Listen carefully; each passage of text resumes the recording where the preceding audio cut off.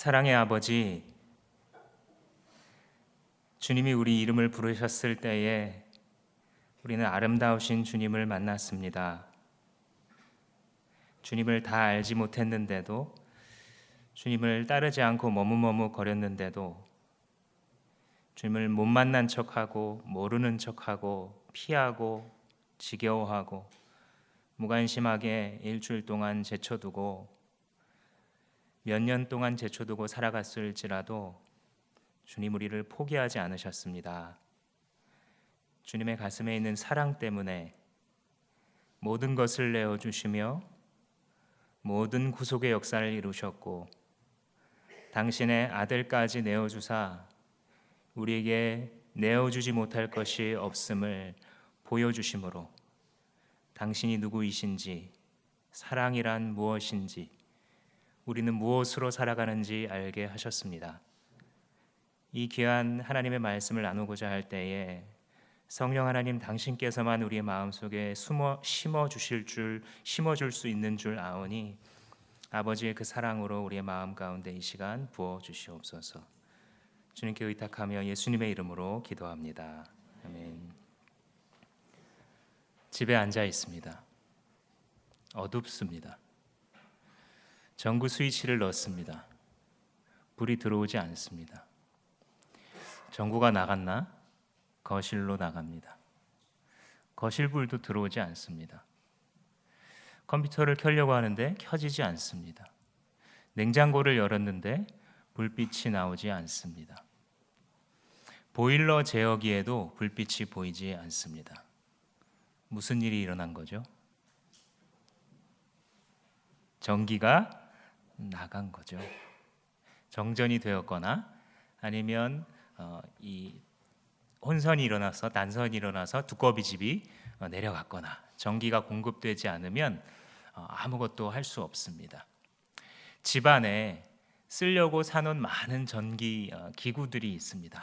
공기청정기부터 시작해서 냉장고, 김치 냉장고, 냉동고, 히터, 인덕션 여러 가지 사람들이 살 수 있는 기기를 많이 사 놓았지만 전기가 없으면 이 기기들이 돌아가지 않습니다.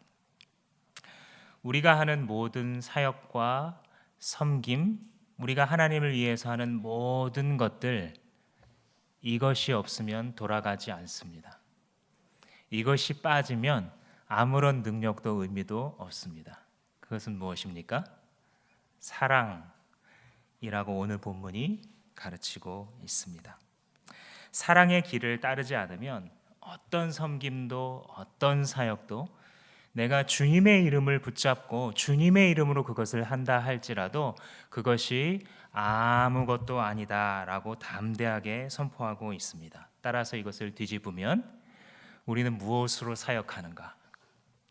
우리는 무엇으로 섬기는가? 나아가서 우리는 무엇으로 옆 사람들과 관계를 맺고 무엇으로 살아가는가라고 물을 때에 주님께서는 바로 나를 닮은 사랑이다라고 말씀해 주십니다. 사실 오늘 본문에 앞서서 12장까지 사도 바울은 은사에 대해서 설명을 합니다.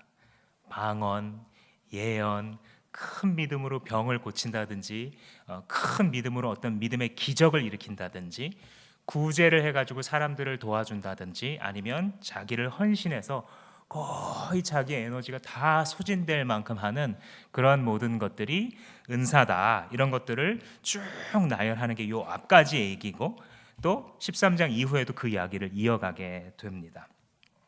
그런데 그 은사들은 하나님의 성령께서 각 사람에게 그 뜻대로 나눠주시기 때문에 정말로 아름답고 거룩한 것이고 귀한 것이며 그 각 지체들, 각 은사를 받은 지체들이 하나도 쓸모없는 자가 없다라는 것을 강조하는 데까지가 바로 오늘 본문 앞까지의 이야기입니다.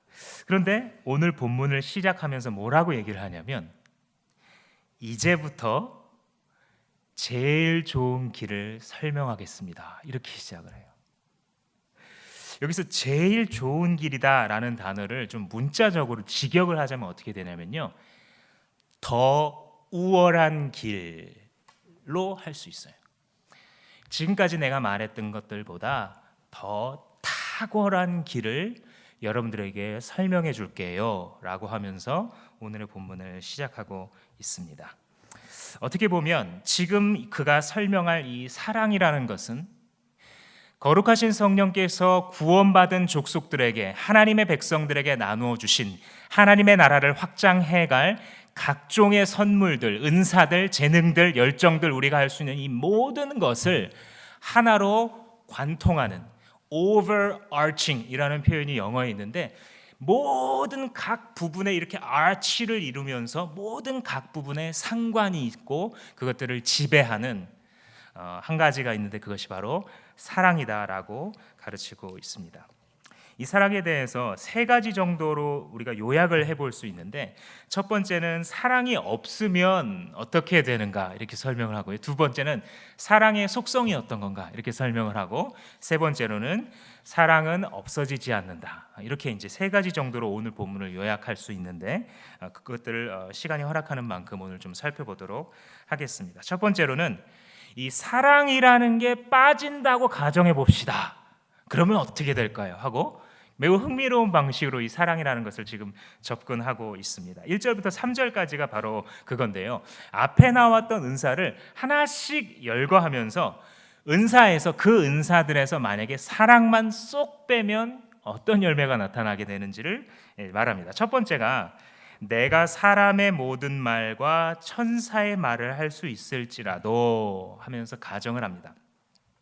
여기서 사람의 모든 말이라는 것은 방언을 지칭하는 거예요. 앞에서 방언을 설명을 했거든요. 여러분들 사도행전에 보면 성령이 사람들에게 임하시면서 사람들이 각 나라의 말로 이 하나님께서 행하신 구원의 일들을 막 선포하는 일이 벌어져요. 예배드리고 나가는데 여러분들이 어떤 사람은 프랑스말, 어떤 사람은 스페인어, 어떤 사람은 영어, 각 나라 족속의 언어를, 그래서 밖에서 사람들이 왜 이렇게 모였나 하고 구경하고 있었던 동네 사람들이 각 자기 출신의 언어로 막 말하는 것을 듣고서 놀란 거예요. 도대체 이게 무슨 일이길래 이 모여있는 이 사람들이 우리 말을 다 할 줄 아는가? 여러분 주위에 혹시 3개 국어 정도 유창하게 하시는 분 보신 분 있으세요? 3개 국어, 4개 국어 하시는 분들 쉽지 않죠. 정말 어려워요. 그거 하시는 분들 보면요, 사람이 다르구나 이렇게 보입니다. 저를 가르쳐 주셨던 이 선생님도 14개 국어를 하시는 분이에요. 고대 언어와 현대 언어를 합쳐서 14개 언어로 읽고 쓰고 공부할 수 있는 언어, 나머지 취미로 하는 것까지 하면 이제 20개가 넘어가는데, 그분의 실력으로 보나 어떤 커리어나 이력으로 보나 한 40년 가까이, 제가 배웠을 때 30몇 년간 가르쳐 오고 계셨는데, 천재가 정말 있기는 있구나 싶더라고요. 도대체 어떻게 나는 영어 하나만도 안 돼가지고 주여 바벨탑 위에서 나누신 그 언어의 나눔이 얼마나 위대한지요. 제가 침대에서 울은 적이 있습니다. 유학 가서 6개월 만에 울었어요. 침대에 누워가지고 하나님의 위대하심을 찬양하면서 주님, 바벨탑 사건은 정말이었군요. 주님의 이 언어의 장벽을 세우시는 것에서도 언어가 얼마나 어려운지 하나님이 느껴지더라고요. 여러분 영어 어려우세요? 하나님을 찬양하십시오. 이 타락한 인간들이 지네들끼리 막 이래서 하나님을 대적하는 탑을 쌓아 올리니까 그거 못하게 하시잖아요. 나는 다른 자에게 영광을 주지 않으리라, 나는 우상에게 내 찬송을 나눠주지 않을 거야 라고 하시는 하나님의 영광스러우심, 우리의 무능력 속에서도 드러나는 거죠. 그런데 이 사람들이 각 나라 말로 막 이렇게 하니까 사람들이 우리나라 말로만 들리는 게 아니라 이걸 하는 사람들이 사람으로 안 보이는 거예요. 그렇겠죠. 너무 놀라우니까 이 사람들 혹시 천사야? 천상의 언어로 이 초대교회 공동체의 방언을 사람들이 아마 받아들였을 거예요. 그러니까 지금 그걸 약간 시적으로 표현하는 거죠. 내가 사람의 모든 말과 심지어는 천상계의 언어까지 내가 할 수 있다 손 쳐보자 이렇게 하는 거예요. 사도 바울 한 사람이 모든 언어를 하는 대단한 능력자라고 생각해보자. 그런데 만약에 사랑을 거기서 빼면 대단한 다개국어를 할 줄 아는 다중언어 구사자라 할지라도 그 사람에게서 사랑을 빼면 뭐가 된다고요? 울리는 징이나 요란한 꽹가리가 된다 이렇게 얘기를 하고 있습니다. 한마디로 사랑을 빼면 소음이라는 거죠. 많은 능력을 가지고 정말 막 천사의 언어 같은 아름다운 말을 막 하는 사람이 있다고 할지라도 그냥 소음에 불과하다라는 것입니다. 그 다음에 이제 예언이 나오는데요. 예언이 없으면 또 마찬가지로 예언을 하는 능력을 갖고 있다 할지라도 사랑이 없으면 아무것도 아니다. 근데 여러분, 신약 성경을 읽어 나갈 때 예언이라는 단어가 나오면 설교로 바꿔 읽으시면 문맥이 통할 때가 많습니다. 왜 그러냐면 우리가 흔히 생각하고 있는 샤머니즘적인 예언의 개념을 우리가 많이 갖고 있어서 그래요. 예언에는 현재적 성격과 미래적 성격 두 가지를 항상 가지고 있습니다. 예언은. 근데 구약 시대는 보면 이 두 가지 중에 미래적 성격이 강조돼요. 그러나 사실 핵심은 현재적인 메시지입니다. 여러분들 선지서를 읽을 때요, 미래의 일을 물론 이야기합니다. 그런데 이 선지자의 초점은 뭐예요? 너네 그렇게 하다가 망한다.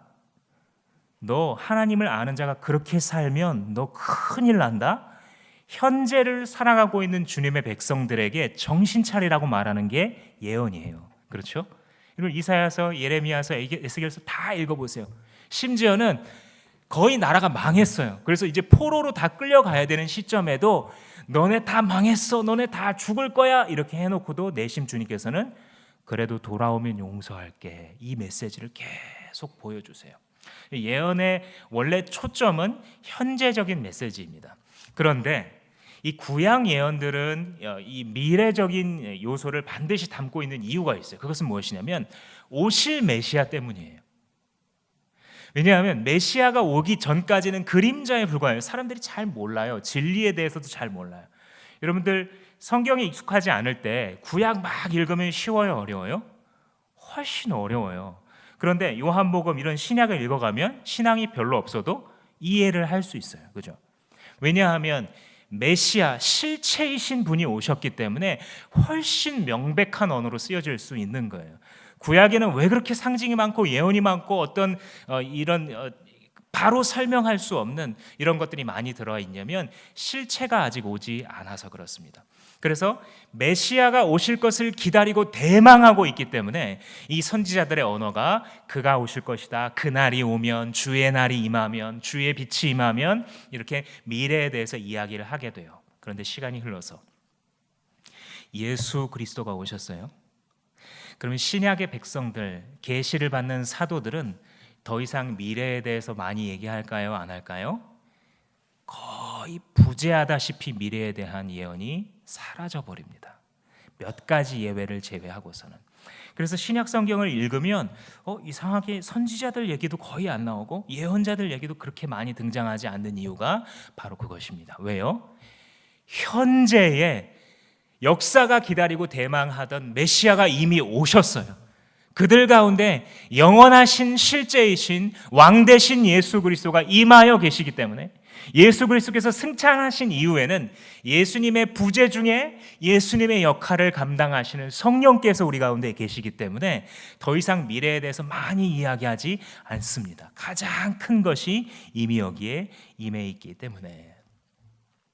그래서 이 신약 시대의 예언을 하는 분들은 대부분 어떤 사람들이냐면 이미 기록되어 있는 말씀을 가지고서 내가 묵상하다 보니 이 하나님의 말씀이 이런 뜻이군요. 베드로가 요엘서의 이 말씀이 지금 우리가 막 방언하면서 성령을 경험하고 있는데 이 성령에 오실 것을, 성령의 부어주심을 기록한 거였군요 라고 깨닫는 마음으로 설교를 합니다. 이게 바로 신약 시대의 예언적인 성격을 가지는 것입니다. 어떤 분들은 이 신약 시대의 예언이라는 현상을 이용해서 자기가 사람들의 심리를 조종하고 통제하는 데 사용하는 종교 지도자들이 있습니다. 위험한 분들입니다. 주님께서 이 구약 선지자들에게 주셨던 이 예언의 현상은 신약 시대 때 이미 실체가 완전해졌기 때문에 기록된 하나님의 말씀 밖으로 절대로 벗어나지 않습니다. 그래서 여러분들 보면 사이비들의 특징이 뭐냐면 성경 외에 플러스 알파가 있어요. 와, 이런 설교 한 번도 못 들어봤는데 이 이단의 신천지나 이런 구원파나 이런 데 빠지는 사람들 똑같은 심리적인 현상을 하나 경험하는데 그게 뭐냐면 내가 평생 이런 거는 한 번도 못 배워봤는데 정말 새롭고 성경이 다시 보이는구나. 이런 가르침이 오거든 여러분 너무 막 은혜 받지 마시고 곰곰이 생각해 보십시오. 지금 저 말이 성경에 근거한 건가 억지로 지금 끼워 맞추고 있는 것인가. 그래서 이 예언이라는 것은 신약 시대 때 하나님의 말씀을 깨달은 마음으로 가르치거나 선포하거나 설교하는 것을 이야기합니다. 그런데 아무리 대단한 그런 예언적인 설교를 하는, 아무리 대단한 말씀 선포를 하는 사람이라 할지라도 사랑이 없으면 아무런 의미가 없다, 이렇게 얘기를 하게 되죠. 여러분, 제가 지금부터 설교할 때 이제 끝나는 시간까지 이렇게 설교할 겁니다. 멍멍 멍멍 멍멍멍멍 멍멍 멍멍 멍멍. 사도 바울이 하는 말이 너희들이 하고 있는 방언, 예언, 정말 아름다운 천상의 언어 같은 정말 기가 막힌 감동적인 설교라 할지라도 거기서 사랑을 빼면 뭐와 같다? 개소리와 같을 수 있다라는 것이죠. 많은 훌륭해 보이는 지도자들이 앞에 서서 사람들에게 드러나는 방식으로 하나님을 섬기고 있는 사람들이 능력 있게 보이고 지혜롭게 보이고 지식이 많은 것처럼 보이나 나중에 그 열매가 악한 이유는 그들의 마음 가운데에 예수 그리스도를 정말 주인으로 모시고 정말 주인으로 모시면서 살아가고 있는 자에게 반드시 표징으로서 드러나는 사랑이 그 속에 없을 때에, 사람들을 섬기고자 하는 진심 어린 사랑이 없을 때에 그들은 그 길까지 걸어가게 되는 것입니다. 방언, 예언, 그뿐만 아니라 산을 옮기는 모든 지식을 가지고 산을 옮길 만한 대단한 믿음이 있다. 이 말씀은 사실 예수님이 하신 말씀이에요. 그래서 너희들 중에 뭐만한 믿음이 있을지라도 산을 바다에 빠뜨릴 수 있다. 겨자씨만한, 정말 작은 씨만한 믿음만 있을지라도 너희들이 그 믿음으로 이 산에게 명령해서 바다에 빠지라 하면 그렇게 된다고 가르친 게 예수님의 말씀이에요. 근데 사도 바울은 무슨 이유에서인지 그렇게 산을 빠뜨린다라는 개념, 산을 옮긴다라는 개념을 예수님의 말씀을 인용하면서 그래도 아무것도 아니야 이렇게 말하는 거예요. 그러니까 지금 극단적인 과장법을 쓰는 겁니다. 대단한 믿음 중에서 가장 위대해 보이는 믿음의 사람, 그런데 그에게 만약에 사랑이 빠졌다라고 한다면 그것도 아무것도 아니다. 그 다음에 보면 모든 소유를 3절에 나눠준다, 구제를 얘기하는 거죠. 내 몸을 넘겨준다. 개역개정 성경에 보면 내 몸을 불사르는 데 내어줄 정도로 무언가를 위해서 헌신하는 겁니다. 주의 일을 위해서, 교회를 위해서, 누군가를 위해서 헌신하는 거예요. 그런데 보면 이렇게 고결한 어떤 구제나 헌신 같은 것을 하는 사람이 있다 손 치더라도 그에게서 사랑을 빼면, 그에게 사랑이 없다라고 한다면 그것은 아무런 유익이 될 수 없다라고 지금 말하고 있는 것입니다. 그럼 질문은 이것입니다. 왜요?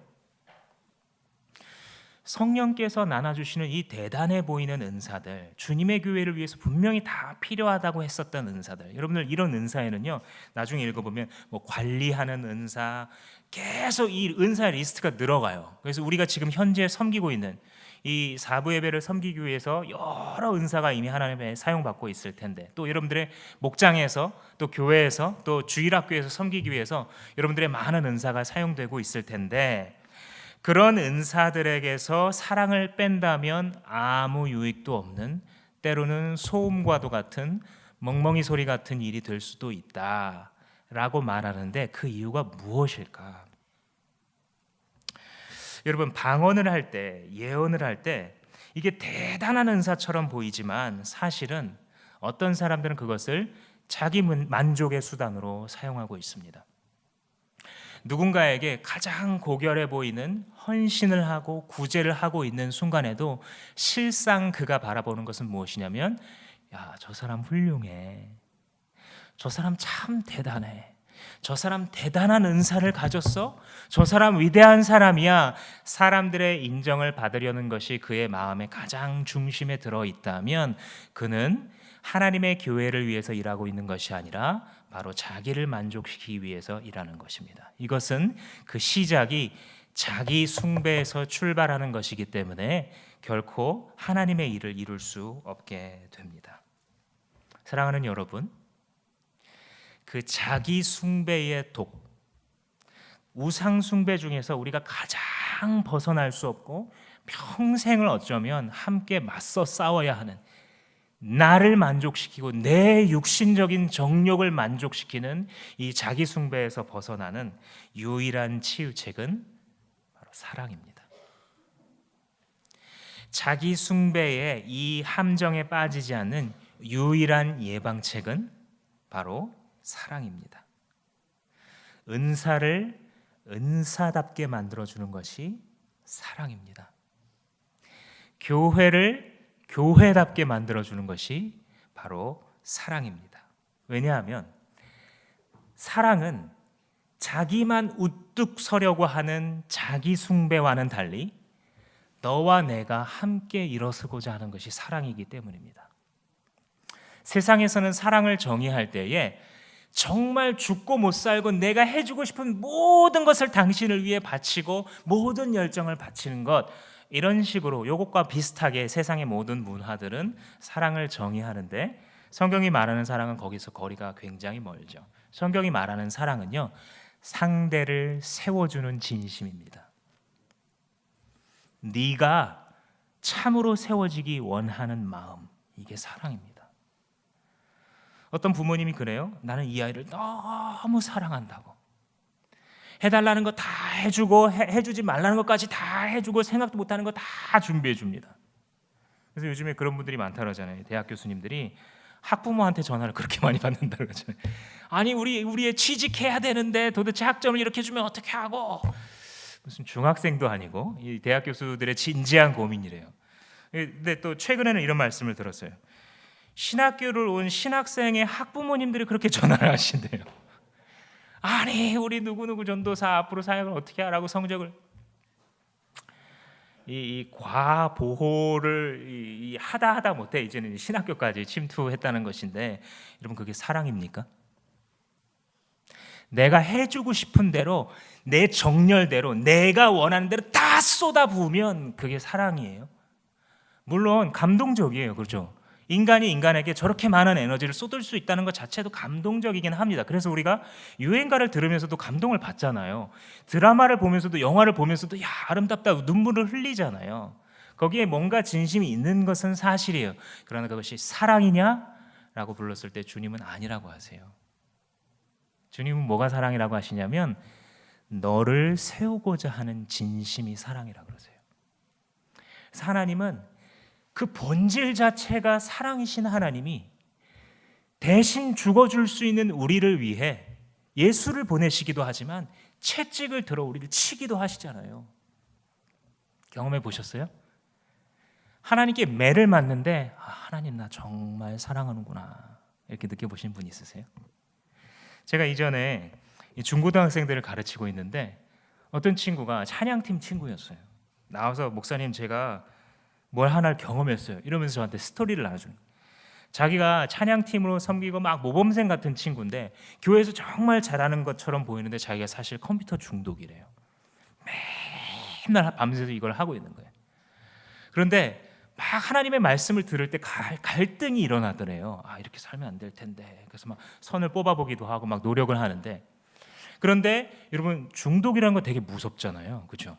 신실한 이 형제 자매들도요, 게임 중독, 알코올 중독, 성 중독, 포르노 중독 이런 거 걸리면요, 여러분 지혜로운 사람들은 빨리 상담하세요. 빨리 상담하세요. 그 하나님의 방법이거든요.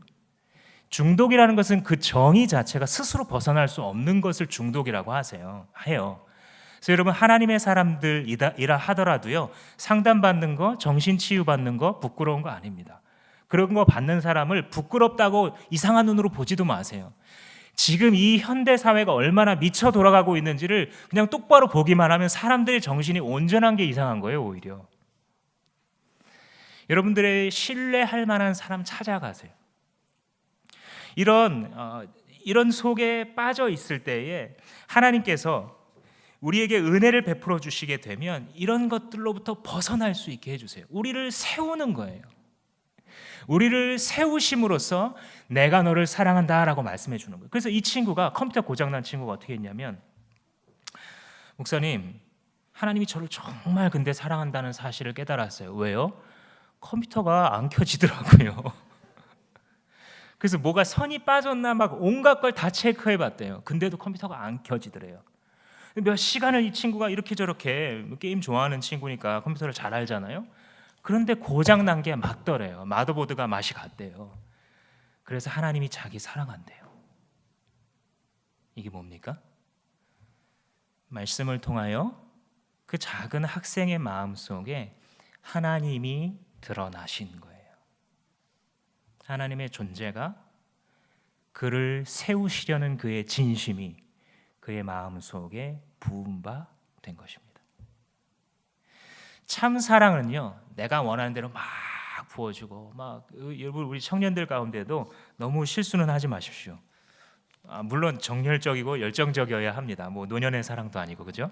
그러나 우리를 가이드하는 것이 무엇이냐면, 정말 상대가 잘 되기를 원하는 마음, 그가 고귀하게 취급받기를 원하는 마음이 진짜 사랑입니다. 상대를 파괴하면서까지 소유하려고 하고 통제하고 집착하는 것은 결코 사랑이 아닙니다. 연인 간에나 부모 자식 간에나 부부 간에나 다 마찬가지입니다.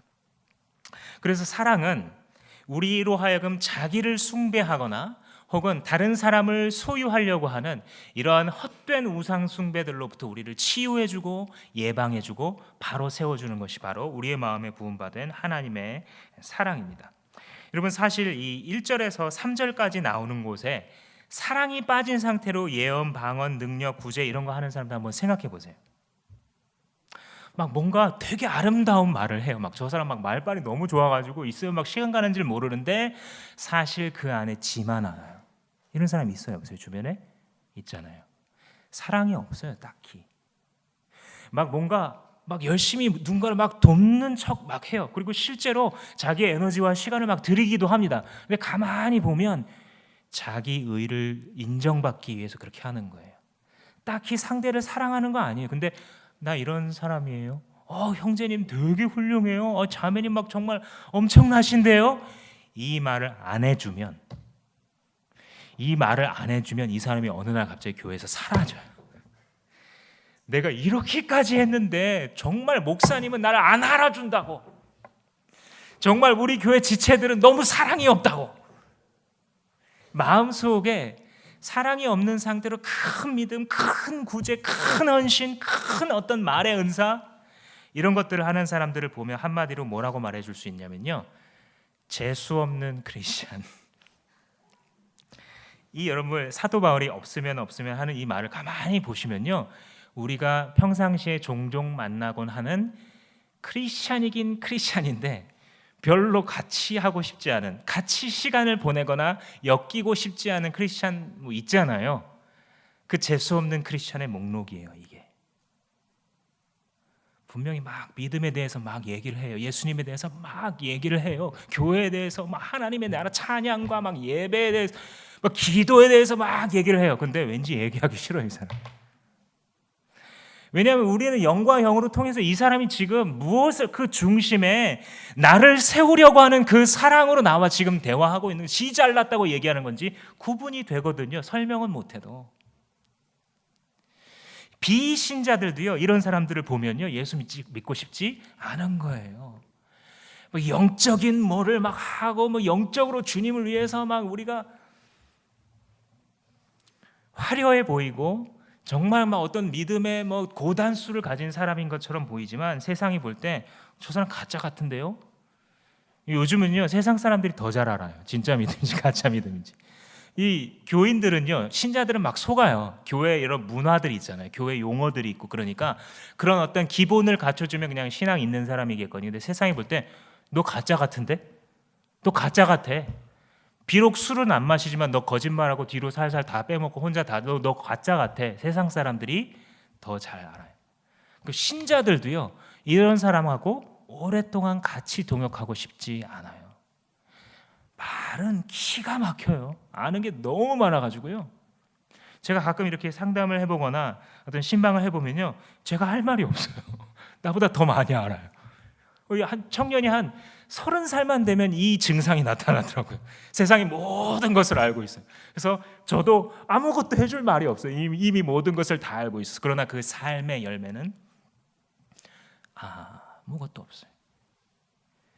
생명에 관한 것은요, 눈을 씻고 봐도 없어요. 이 사람의 삶의 결과로 나타나는, 예수의 사람들이 걸어갈 때마다 뒤에 뭐가 자꾸 나타나야 되냐면 싹들이 자꾸 일어나야 돼요. 눈에 보이게 보이지 않게. 이 사람이 걸어간 자리에 자꾸 사랑이 생겨나야 되고요. 자꾸 생명에 대한 소망이 생겨나야 돼요. 근데 이 사람의 삶에는 아무리 많이 걸어도, 아무리 많이 올라가도 아무것도 남지 않아요. 풀 한 폭이 자랄 수 없어요. 사랑이 없으면 아무리 큰 은사를 가졌어도 멍멍멍. 아무리 커다란 것으로 보여준다고 할지라도 주님 보실 때 너 자기 숭배하는구나 라고 말씀하실 수 있다는 것입니다.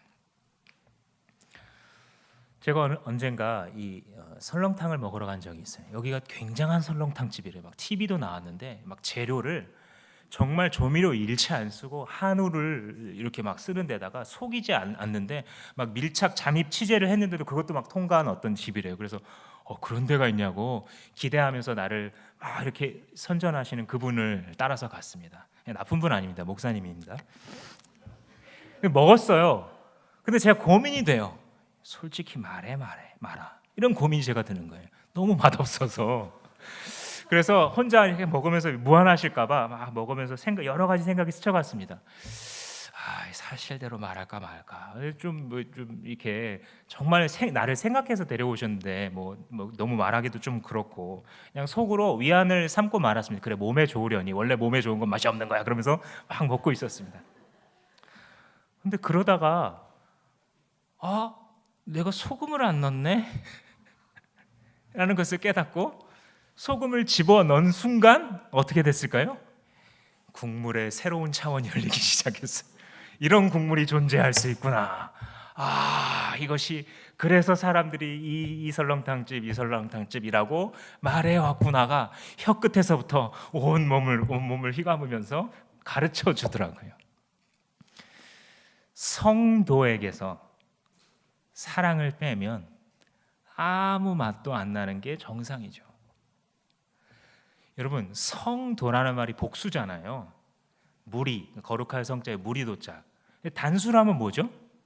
성자잖아요. 여러분들, 성도라는 말의 이 위대함을 좀 잘 알고 계셔야 돼요. 이 중에는요, 지금 직분을 받으신 분들도 있을 거예요. 그런데 나이가 들어가면서 직분에 연연하시게 될 거예요. 왜냐하면 사람들은, 특히 한국 사람들은 호칭 문화예요. 근데 기억하세요. 성도라는 호칭 위에 있는 것은 없습니다. 어떻게 성자라는 이 호칭 위에 올라갈 수가 있겠어요? 거룩한 자라는데. 그 아래 목사도 있는 거고요. 그 아래 장로도 있는 거고 그 아래 집사도 있는 거예요. 성도라는 이름을 하늘로부터 부여받았을 때 이미 여러분들은 모든 것을 받은 거예요. 예수 그리스도의 피로 씻어서 세상이 다시 그를 넘어뜨릴 수 없는, 그를 죽이고 멸망시키려고 날마다 우는 사자처럼 아무리 악한 영과 세상의 공중 권세 잡은 자들과 악한 거대한 힘을 가진 세상이 여러분들을 옥죄해 온다 할지라도 여러분에게 있는 예수 그리스도의 피뿌림을 제할 수 없어요. 여러분에게 주어진 거룩함을 무효화시킬 수 없어요. 여러분들에게 인치신 성령 하나님의 그 인치심을 다시 취소할 수 있는 것은 이 세상에 존재하지 않습니다. 그렇게 성도라는 이름, 이 이름을 가진 자에게 사랑이 빠지게 되면 어떻게 되는지 기억하셔야 합니다. 우리가 성도, 성자 되었을 때에 주님께서 우리에게 무엇을 주셨는지 기억한다면 우리는 다시 맛이 나는 크리스찬이 되는 것이죠. 두 번째로 이 사랑에 대한 묘사를 4절에서부터 7절까지 하고 있습니다. 사랑은 오래 참고 친절하고 시기하지 않고 뽐내지 않고 교만하지 않고 무례하지 않고 이익을 성내지 않고. 숨이 찬데요. 숨이 찬 이유는 이 길어서가 아니라 정직하게 이 부분을 한번 묵상해 보신 분들은요, 숨이 턱 막힐 거예요.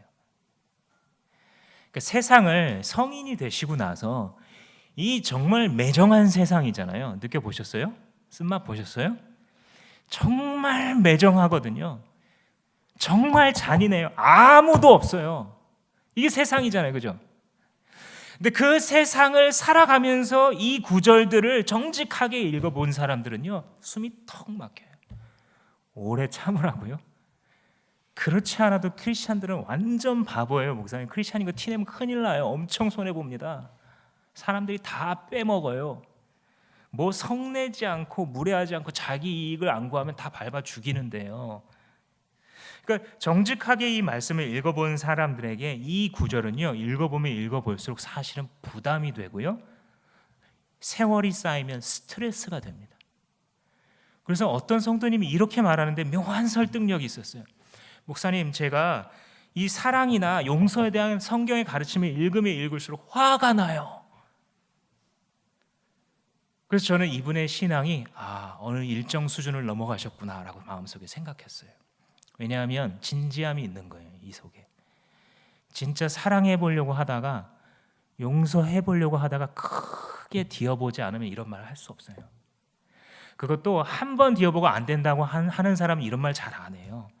여러 번 하는데 여러 번 뒤인 거예요. 사람이 정내미가 떨어지고요, 하나님의 말씀도 막 미워져요. 왜 나만 용서해야 돼요, 하나님? 왜 나만 손해봐야 돼요? 크리스찬들은 맨날 그렇게 바보로 살아가야 돼요? 비록 화가 났지만 하나님과 대화를 하고 있는 거예요, 이 성도가 지금. 그래서 저는 그분의 신앙을 일정 수준에 이르렀구나 라고 생각을 했어요. 그런데 여러분, 이 4절에서부터 7절까지 있는 이 사랑에 대한 묘사를 읽을 때에 오해하시면 안 돼요. 이게 요렇게 하면, 요걸 따라서 여러분들이 막 노력을 하면 여러분들에게 사랑이 생길 거예요 라고 하는 구절이 아닙니다. 그래, 오래 참으라 그랬지. 이제부터 집에 가서 아이들이 나를 아무리 괴롭혀도, 조카가 나를 아무리 괴롭혀도, 동생이 아무리 버릇없게 나와도 나는 참고 또 참고, 이렇게 하면 뭐 기껏해야 3일, 3주 가고 그 다음에 폭발하겠죠. 그죠? 그러니까 우리가 성경 말씀을 읽으면서도 오래 참고 친절하고 이거 하나씩 붙잡고 묵상, 물론 여러분 하나님이 그렇게 하려고 하는 분들을 귀하게 보세요. 그리고 그런 훈련이 필요할 때가 있습니다. 그런데 이 속에 사랑이 없는 자에게, 이 속에 사랑이 없는데 이 말씀처럼 해보면 친절하려고 노력하고 무례하지 않으려고 막 노력하고 화를 내거나 원한을 품지 않으려고 막 노력을 하면 없던 사랑이 생긴다고 지금 말하는 구절이 아닌 겁니다. 그러니까 스트레스만 받고, 그러니까 예수 믿으면 믿을수록 뭔가 짐이 지워지는 것 같고, 복음은 분명히 자유케 하는 것이라 그랬는데 자꾸 어려워져 가는 거예요, 신앙생활이. 대충 믿어야겠구나. 예배도 좀 대충 다녀야 되고요. 목장 생활도 그냥 보여줄 것만 싹 보여주고 막 나중에 뭐 캥길 만한 것들 나누면 안 되겠구나. 이렇게 되는 것이죠. 네, 여러분, 이 구절 사랑에 대한 이 묘사는요, 우리가 노력하면 이런 게 생긴다는 사후적인 얘기가 아니라 하늘의 사랑이 그 마음에 부은 바 된 사람들에게 나타나는 표징에 관련된 이야기입니다. 즉, 우리가 무슨 일을 하기 전에 사전적으로 그리스도께서 십자가에서 이루신 일이 성령의 마음에 확증하심으로 말미암아 깨닫게 된 자들, 신약성경의 다른 표현으로 하자면 하나님의 사랑이 그 마음에 부은 바 된 자들에게 그것이 참으로 부어졌다라는 증거로서 그의 삶과 성품을 통해 나타나는 것들이 이러한 열매들이다라고 지금 설명하고 있는 것입니다. 내가 크게 노력하지 않는데도 불구하고 내가 이렇게 계속 화내는 성격으로 계속 살아가도 될까? 이게 이제 캥기기 시작하는 거예요. 하나님이 나를 용서해도 정말 내가 똑같은 죄만 한 750번 반복했는데도, 근데 할 수 있는 게 주님 잘못했어요 밖에 없으니까, 해결 방법이 없으니까 주님 앞에 또 막 무릎 꿇으면 내가 죄책감 때문에 기도하기도 싫고 예배도 드릴 수가 없고, 그런데도 불구하고 어느 순간 또 턱 치고 들어오시는 주님의 사랑의 초청. 주님, 나 같은 사람 정말 용서하실 수 있나요? 나 다 알고도 배신했는데요. 주님을 다 아는데도 이렇게 살아가고 있는데요. 주님 용서해 주실 수 있나요? 이 하나님을 아는 자, 이 예수 그리스도를 경험한 자, 그 마음에 하나님의 사랑이 부은 바 된 자들에게는 오래 참는 역사, 용서해 줘보려고 발버둥 치는 역사, 화내야 마땅한데도 불구하고 그것을 먹어주는 능력, 그를 향하여 도리어 축복으로 기도해주는 하나님, 저 사람도 하나님 정말 제대로 알게 해주세요. 기도할 수 있는 놀라운 능력이 그에게 증거로서 나타난다는 것입니다. 그러니까 우리의 추구할 바는 한 가지예요. 이 여러 가지를 막 붙잡고 막 노력해서 얻어낼 수 있는 게 아니기 때문에 우리가 추구해야 될 것은 딱 하나예요. 내가 하나님을 아는가? 내가 살아계신 하나님을 아는가? 사랑의 본질 되시고 근원 되신 그 하나님을 나는 경험했는가? 입니다. 만약에 그렇지 않으신 분은요, 목사님 저 잘 모르겠습니다. 저 하나님을 아나요? 이런 생각이 드시는 분은 하나님이 어떠한 분이신지 알 수 있게 해주세요. 이렇게 구하십시오. 다른 기도 필요 없습니다. 주님을 알기 원해요. 잠언 8장 말씀해 보시면 나를 사모하는 자들, 내 음성을 듣고 싶어서 문 곁에 서서 날마다 기다리는 자에게 복이 있다. 그가 나를 만날 것이다. 주님 말씀하셨습니다. 하나님 알기 원합니다. 오늘부터 이렇게 기도하십시오. 당신을 알기 원하고 당신이 내게 베푸신 일의 의미를 내가 제대로 모르는 것 같은데 주님 이거 성령이 아니고서는 알 수 없다라고 했는데 주님 알게 해주세요. 이렇게 구하십시오. 이렇게 구할 때 특별히 하나님의 말씀을 사모하면서 그렇게 구하세요.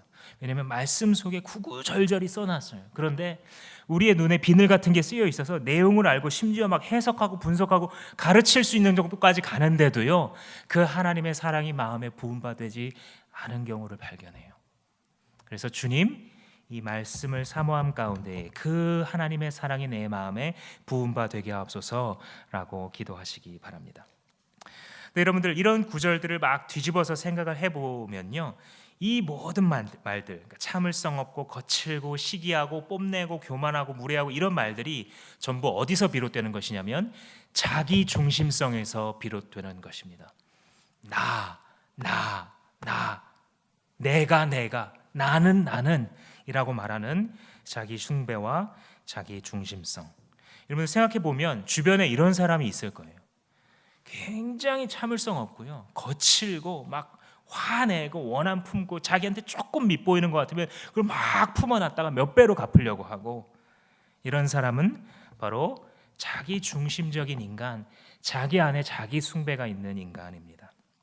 반대로 그리스도 중심성이 그 삶에 있는 사람들은요, 여기 말하는 대로 행동하고 있습니다. 여러분 가만히 주변에 있는 사람들을 한번 살펴보세요. 7절 말씀에 있는 것처럼 모든 것을 덮어주며, 그러니까 상대의 허물을 덮어주는 마음이 있어요. 왜냐하면 하나님의 사랑이 자기에게 뭘 했는지 알거든요. 하나님이 덮어주고 또 덮어준 걸 알아요. 그래서 사람을 막 세우려고 해요. 그리고 모든 것을 믿어주고 모든 것을 바란대요. 이 구절들을 여러 가지로 해석할 수 있는데 오늘은 일단 관계적으로 한번 여러분 생각해 보시면 상대를 믿어준다는 거, 이게 사랑의 특징입니다. 제가 이 주일학교 선생님들을 보면 저랑 전혀 상관없는 분들인데도 종종 감사해요. 왜냐하면 제가 여러 명 울렸거든요. 초등학교 시절부터 주일학교 선생님이 아무리 어르고 달래고 혼내도 말을 안 듣는 이 장난꾸러기 정진명 어린이 때문에 많은 선생님들이 고생을 하셨어요. 우시고 막. 제가 생각해봐도 왜 그랬는지 잘 모르겠어요. 그런데 그런 사람을 포기하지 않고 진명아 너는 믿음의 사람이 될 거야 믿어주신 선생님들이 있었어요. 이게 막 군대에서 휴가 나오면 막 만나가지고, 제가 중학교 올라갔을 때 한 선생님이 군대 끝나고 이렇게 휴가 나와가지고 가방 들고 와서 시장에 가서 떡볶이를 사주시던 이런 선생님이 기억납니다. 그러면서 말을 해주는 거예요. 진명아 하나님 너 사랑하셔, 너 쓰실 거야, 믿어주더라고요. 그래서 알아요. 저런 사역이 얼마나 귀한 건지. 사랑은요, 상대를 믿어줘요. 배신당할 위험성이 항상 있고 항상 그런 경험을 함에도 불구하고 상대를 믿어줌으로써 그 상대가 숨 쉴 수 있게 해요. 그리고 그가 피어나는 것을 기다려줄 수 있어요. 이것이 바로 믿어주고 그와 함께 바라고 여러 가지를 견뎌주는 그의 마음입니다. 제가 언젠가 앉아서 이렇게 소그룹 모임을 하고 있는데 한 명씩 이제 뭐 나누는 거예요. 나누는 주제랑 상관없이 뜬금없이 이런 생각이 드는 거예요. 하나님이 저 형제 얼마나 사랑하실까? 저 집사님을 하나님이 얼마나 사랑하실까? 혼자 막 속으로 울고 있는 거예요. 왜 그런지 모르겠어요. 뭘 나누다가 그랬는지 기억도 잘 나지 않는데 언제부턴가 하나님의 사랑이 제 마음 가운데 부음바 됐는지 사람이 귀한 걸 알겠어요.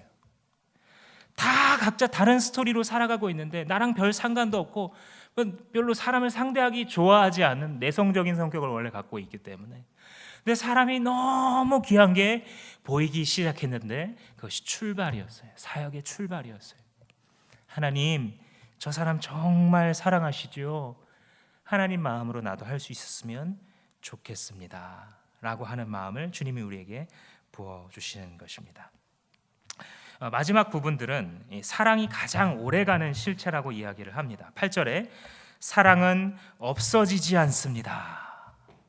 다른 게 이제 다 없어지고 사랑만 남다. 이 말을 나머지 부분에서 끝까지 하고 있는 거예요. 예언도 방언도 지식도 어떤 큰 믿음의 어떤 능력들도 다 없어진다 할지라도 사랑은 없어지지 않는다라고 얘기합니다. 즉 사랑은 영원한 실제라는 것입니다. 사랑하는 성도 여러분, 우리의 삶에서 결국 하나님의 나라에 들어갈 때까지 남는 것은 사랑밖에 없습니다. 사랑한 시간밖에 없습니다. 사랑하며 관계를 나눈 지체들 밖에는 없습니다. 우리가 했었던 세상의 업적들, 사람들에게 받았던 수많은 칭찬과 세상적인 영광들 다 풀의 꽃과 같이 시들어지고 쓰러질 때조차 하나님의 나라에서 우리가 사랑한 순간들, 하나님께서 부어주신 그것으로 흘려보내며 사람들을 살리고 꽃 피우려고 했던 그 세우는 사랑의 순간들만큼은 우리에게 남게 하시고 자랑이 되게 하실 것입니다. 이 말씀을 드리고 말씀을 마치겠습니다. 여러분들 나니아 연대기 아시죠? C.S. 루이스가 책으로 썼고 영화도 됐는데 그 첫 번째 이야기에서 사자 마녀 옷장이라는 이 에피소드에서 이 네 남매가 숨바꼭질을 하다가 옷장에 들어가죠.